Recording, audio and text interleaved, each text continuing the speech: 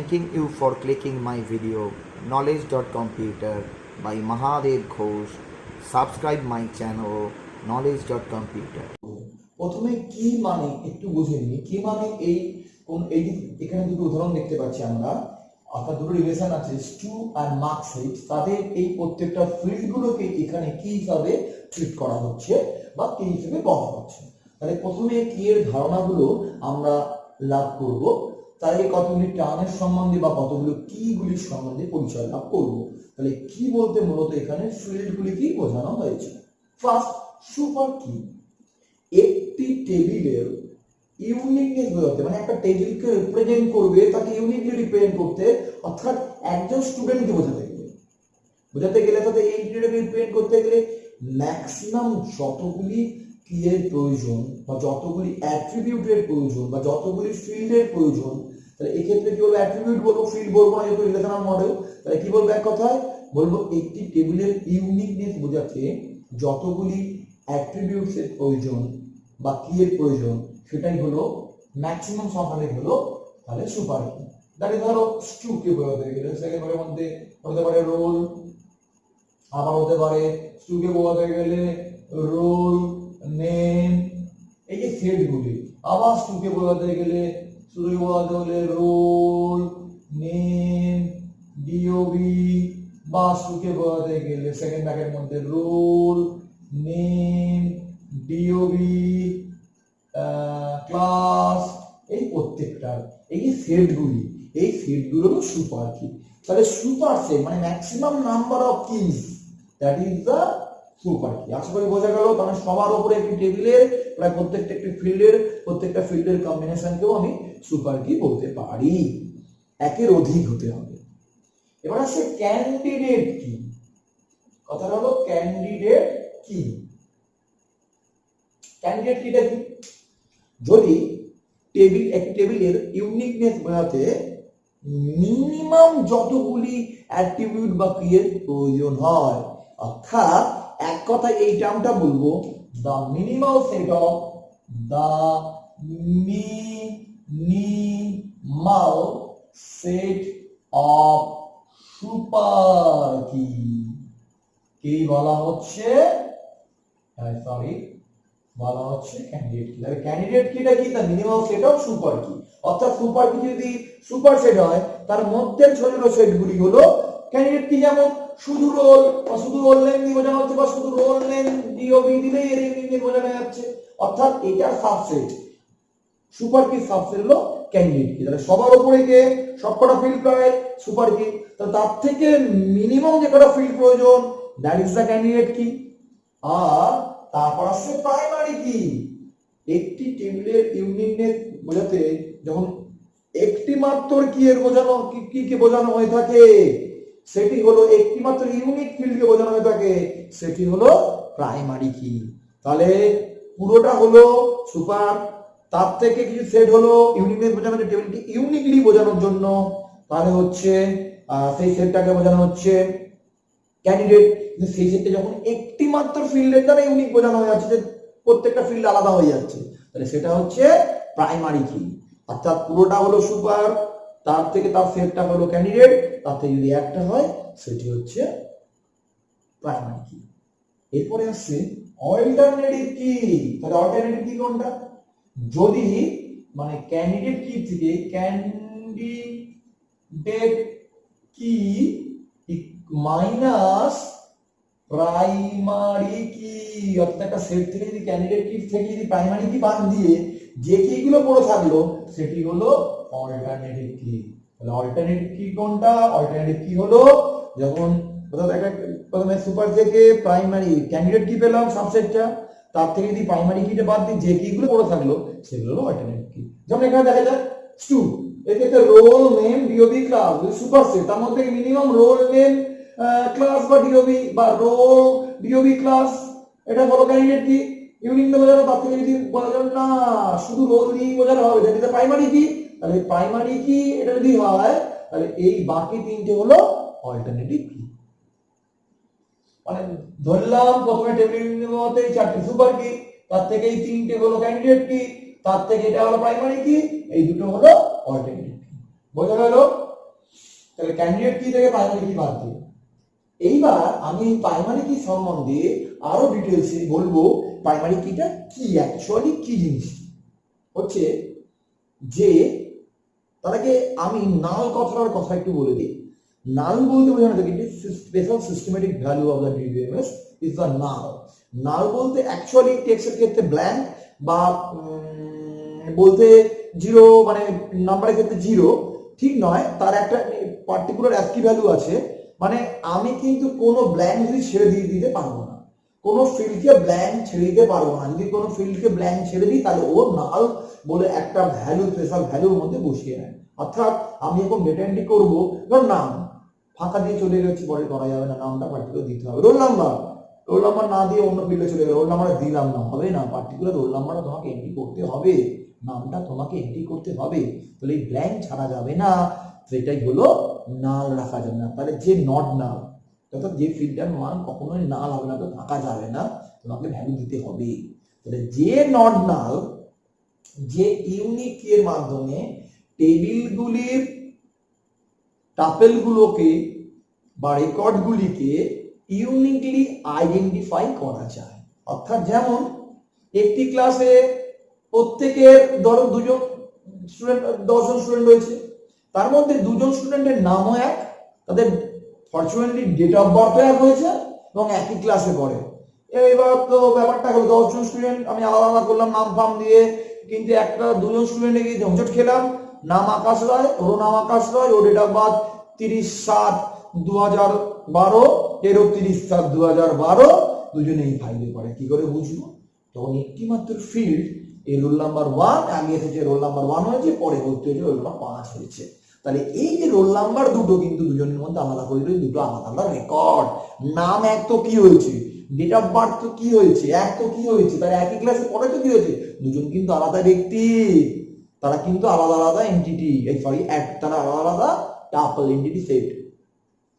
তাহলে যে not null, unique বা নট ডুপ্লিকেট, যে not null, not duplicate, unique কি ফিল্ডের সাহায্যে রেকর্ডগুলিকে ইউনিকলি আইডেন্টিফাই করা যায়, তাকেই বলা হচ্ছে প্রাইমারি কি।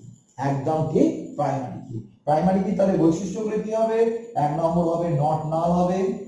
প্রাইমারি কি বৈশিষ্ট্যগুলো যদি বলতে যাই, প্রাইমারি কি বৈশিষ্ট্য নট নাল হবে। 2 নম্বর কি হবে? নট ডুপ্লিকেট হবে, নন ডুপ্লিকেট। আর কি হবে? আর হবে ইউনিক হবে, এটা মানে ইউনিক। আর কি হবে? আর হবে একটি ডুপ্লিকেট করা যাবে না, ইউনিক হতে হবে এবং নট নাল হতে হবে। তাহলে এইগুলোই মেইনলি প্রাইমারি কির মেইন বৈশিষ্ট্য। এইবার যদি আমরা চলে আসি, তাহলে প্রাইমারি কি তোমরা বুঝতে পারলে, যেমন রোল নাম্বার কি হতে পারে, আইডি হতে পারে, রোল হতে পারে, এইগুলো প্রাইমারি কি আলাদা আলাদা এক্সাম্পল। আইডি হতে পারে, রোল হতে পারে, রেজিস্ট্রেশন নাম্বার হতে পারে, রোল নাম্বার হতে পারে। পরীক্ষার ক্ষেত্রে একটা স্টুডেন্টের পরীক্ষা যখন বসে, রেজিস্ট্রেশন নাম্বারটা কিন্তু তার প্রাইমারি কি হিসেবে ট্রিট হতে পারে টেবিলে। তাহলে এইগুলো বোঝা গেছে। অল্টারনেটিভ, আশা করি তোমরা সুপার কি, ক্যান্ডিডেট কি, প্রাইমারি কি, অল্টারনেটিভ কি বুঝতে পেরেছো। তার আগে আমরা যদি আসি ইউনিক কি, ইউনিক কি আর প্রাইমারি কি সেম, বাট একটাই পার্থক্য, ও কিন্তু নট নালটা সাপোর্ট করে। মানে এই কোন ফিল্ডকে যদি বলে দিই এটা ইউনিক কি, মানে যে নন ডুপ্লিকেট ইউনিক কি ফিল্ডের সাহায্যে টেবিলের রেকর্ডগুলিকে ইউনিকলি আইডেন্টিফাই করা যায়। ডেটা এন্ট্রি করার সময় সেই ফিল্ডের মানটা ফাঁকা দিয়েও চলে যেতে পারে, না ভালো সাপোর্ট করলো। এদিকে এসে ইউনিক কি, তাহলে প্রাইমারি কি ইউনিক কি বোথ আর সেম, বাট একটাই ডিফারেন্ট। কি ডিফারেন্স? সেটা হলো নাল ভ্যালু সাপোর্ট করছিল, অর্থাৎ তাকে ব্ল্যাঙ্ক রেখে যাওয়া যাচ্ছে ইউনিক কি এর ক্ষেত্রে, কিন্তু প্রাইমারি কি ক্ষেত্রে যাচ্ছে না। তাই প্রাইমারি কি হলো খুব ইম্পর্টেন্ট জিনিস, যেটাকে আমরা কনস্ট্যান্ট হিসাবে ইউজ করে থাকি, ডোমেন কনস্ট্যান্ট হিসাবে ইউজ করে থাকি। এগুলো প্রত্যেকটাই কনস্ট্যান্ট ইউজ করে থাকছে, ডেটাবেস চেকিং থাকে, সিকিউরিটি থাকে, ডেটাবেসের ইন্টিগ্রিটি থাকে। তাহলে আশা করি তোমরা ইউনিক কিটাও বুঝতে পেরেছো।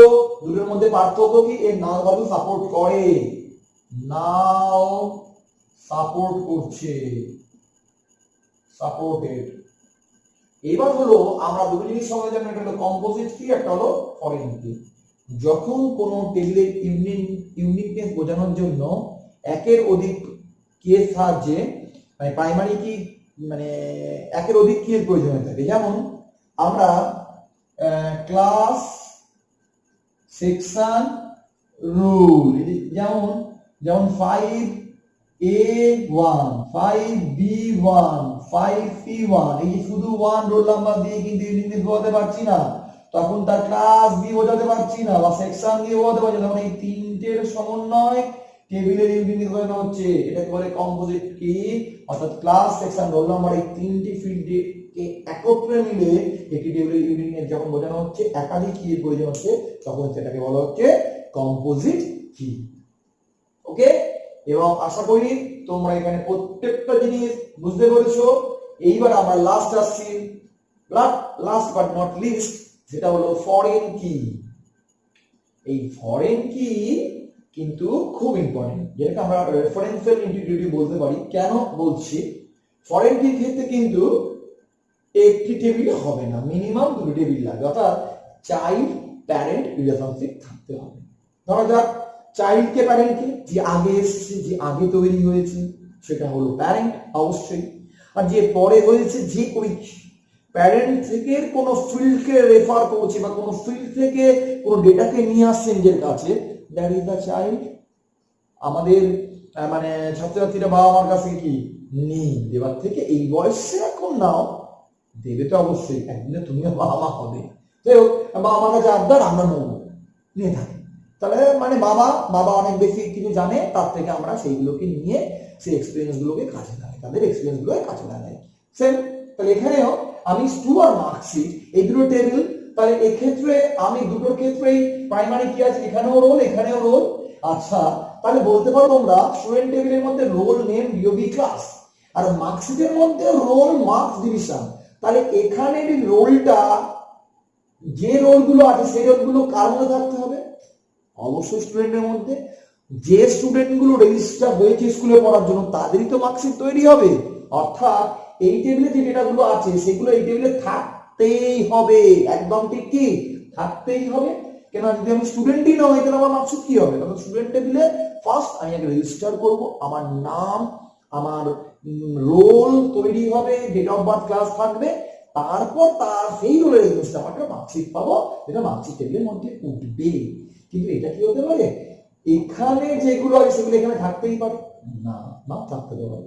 হয় একটা স্টুডেন্ট অ্যাবসেন্ট, কোনোদিন এলো না, ভর্তি হলো কিন্তু কোনোদিন এলো না, মার্কশিট কি তৈরি হবে না, অ্যাবসেন্ট হিসাবে রাখবো, তাহলে সেক্ষেত্রে নাও হতে পারে, একটা চান্স আছে। তাহলে এক্ষেত্রে বলতে পারি, বলো তো তাহলে স্টু আর মার্কশিটের মধ্যে কে প্যারেন্ট কে চাইল্ড? ঠিক বলেছো, মানে আমি এখান থেকেই বুঝতে পারছি তোমরা ঠিক বলেছো, কারণ তোমরা বুঝবে। তাহলে এখানে স্টুডেন্টটা প্রথম আসছে, কোনো স্টুডেন্ট যখন স্কুলে এসে ফার্স্ট রেজিস্টার করে তখন স্টুডেন্ট টেবিল তৈরি হয়, অর্থাৎ এখানে স্টুডেন্ট টেবিলটা হলো প্যারেন্ট টেবিল, এখানে চাইল্ড টেবিল হলো মার্কশিট হলো চাইল্ড টেবিল।